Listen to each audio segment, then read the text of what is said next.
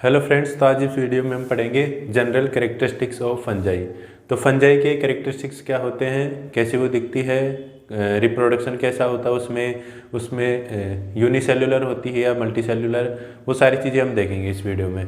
ठीक है, तो सबसे पहले हम देखते हैं फंजाई का पहला कैरेक्टर। तो जो फंगस होती है या यहाँ पर जो फंजाई है वो प्लूरल है। ठीक है, फंजाई क्या है, प्लूरल है, और इसका सिंगुलर क्या होगा, फंगस। ये ध्यान रख के चलना है यहाँ पर, सिंगुलर। ठीक है, तो सबसे पहला कैरेक्टर है इसका, जो फंगस होती है या फंजाई होती है वो कॉस्मोपोलाइटन होती है। ठीक है, कॉस्मोपोलाइटन का मतलब पूरे वर्ल्ड में इसको हम कहीं पर भी देख सकते हैं। ठीक है, हर जगह ये पाई जाती है, फंगस या फंजाई। ठीक है, अब इसमें दूसरा कैरेक्टर देखते हैं। तो दूसरा इसमें mode of nutrition, mode of nutrition. ठीक है, तो न्यूट्रिशन कैसे लेती है, न्यूट्रिशन ये हेटेरोट्रोफिक होती है। ठीक है,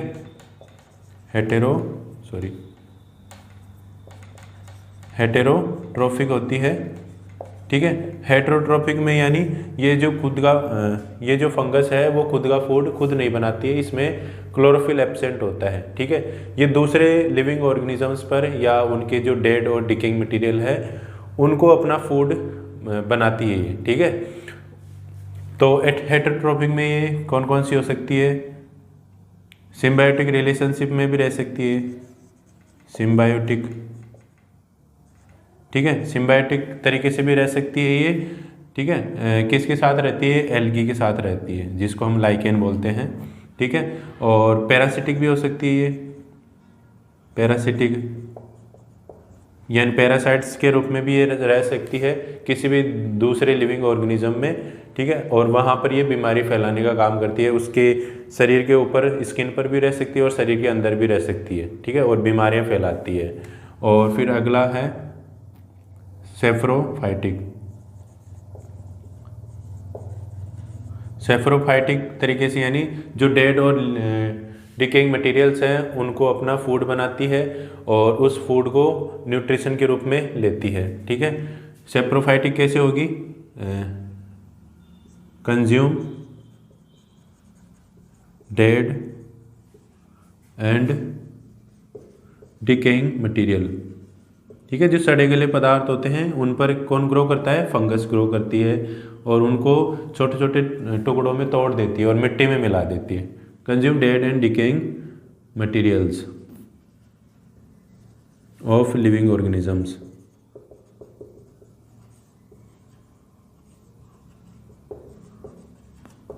ठीक है, अब ये जो फंजाई है वो कौन सी कंडीशंस में ग्रो करती है, ह्यूमिड कंडीशंस में, ग्रो इन ह्यूमिड कंडीशंस। ठीक है, ह्यूमिड कंडीशंस का मतलब जब एटमॉस्फेयर में वेपर की मात्रा ज़्यादा होती है। वो कौन सी सीज़न में होती है, जो बरसात का सीज़न होता है, रेनी सीजन।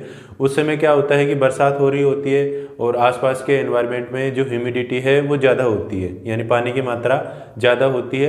तो उस समय इसको, जहाँ पर भी फूड अवेलेबल होता है और ह्यूमिडिटी प्रेजेंट होती ही है, तो उसमें ये आसानी से ग्रो करती है। तो इसलिए हम देखते हैं कि जो बरसात के दिनों में जो फूड होता है उस पर आसानी से फंगस लग जाती है और वो खराब हो जाता है। ठीक है, और उसको हम खा नहीं पाते। अब अगला कैरेक्टर देखते हैं इसका, रिप्रोडक्शन। रिप्रोडक्शन कैसे होता है इसमें, रिप्रोडक्शन इसमें सेक्सुअल रिप्रोडक्शन और एसेक्सुअल रिप्रोडक्शन दोनों ही पाए जाते हैं। ठीक है, तो सेक्सुअल रिप्रोडक्शन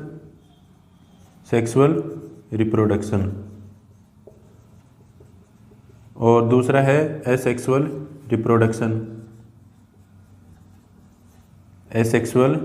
रिप्रोडक्शन। मोस्टली इसमें कौन सा देखने को मिलता है, एसेक्सुअल रिप्रोडक्शन सीन मोस्टली।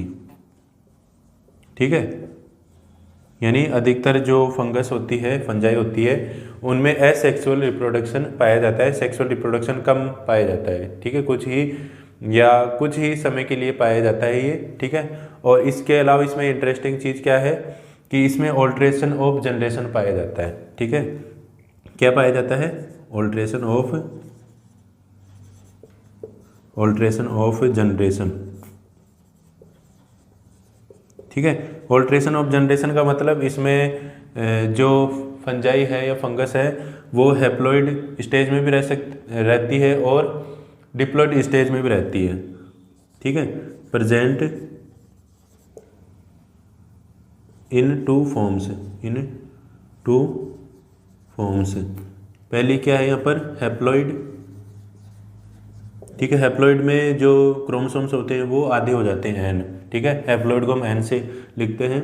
और दूसरा है डिप्लॉइड, इन डिप्लॉइड फॉर्म में भी रहती है ये, ठीक है। इसको हम 2n से लिखते हैं। तो दोनों ही स्टेजेस इसमें पाई जाती हैं, हैप्लॉइड और डिप्लॉइड स्टेज में, ठीक है। तो जब ऑल्ट्रेशन ऑफ जनरेशन होता है तो इसमें क्या होता है?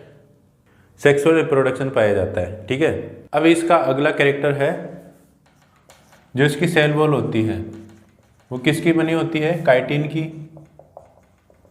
काइटिन की और पॉलीसेकेराइड की बनी होती है। पॉलीसेकेराइड्स की ये बनी होती है, ठीक है। और इसमें जो फूड का स्टोरेज है वो किसके रूप में पाया जाता है? स्टार्च के रूप में, ठीक है। Store food in form of starch, ठीक है। स्टार्च के रूप में ये फूड को स्टोर करते हैं। स्टार्च क्या है यहाँ पर? एक प्रकार का कार्बोहाइड्रेट है जो कि टूटकर फिर बाद में ग्लूकोज बनाता है और ग्लूकोज से फिर एनर्जी बनती है, इसको एनर्जी मिलती है, ठीक है। अगला कैरेक्टर है इसका, इसमें क्लोरोफिल एब्सेंट होता है, ठीक है। Lack chlorophyll. तो क्लोरोफिल एब्सेंट होने की वजह से ये क्या होती है? हेटेरोट्रोपिक होती है, ठीक है। खुद का फूड का सिंथेसिस खुद नहीं करती है। अगला कैरेक्टर है इसका, ये जो फंजाई है, फंगस है, वो यूनिसेलुलर भी हो सकती है और मल्टी सेलुलर हो सकती है। मल्टी सेलुलर कैसे? फिलामेंट के रूप में। कैन बी यूनिसेलुलर, एक सेल के रूप में भी रह सकती है, और एंड मल्टी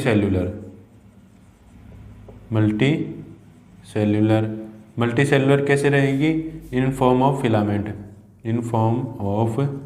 फिलामेंट, ठीक है। फिलामेंट के रूप में रहती है जिसमें बहुत सारी जो फंगस है वो आपस में जुड़ जाती है ना। अब यहाँ पर जो फंजाई है वो एक केमिकल का सिक्रीशन करती है, ठीक है। तो उसको क्या बोलते हैं? Pheromones, secret pheromones. तो यहाँ पर फेरोमोन्स क्या काम करते हैं?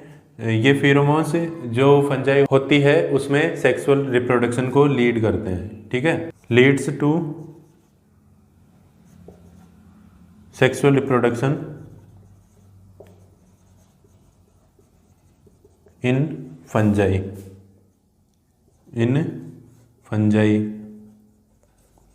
ठीक है।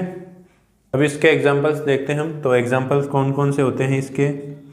एक तो यीस्ट होता है, ठीक है। यीस्ट क्या है? फंगस है। और मोल्ड्स किस पर?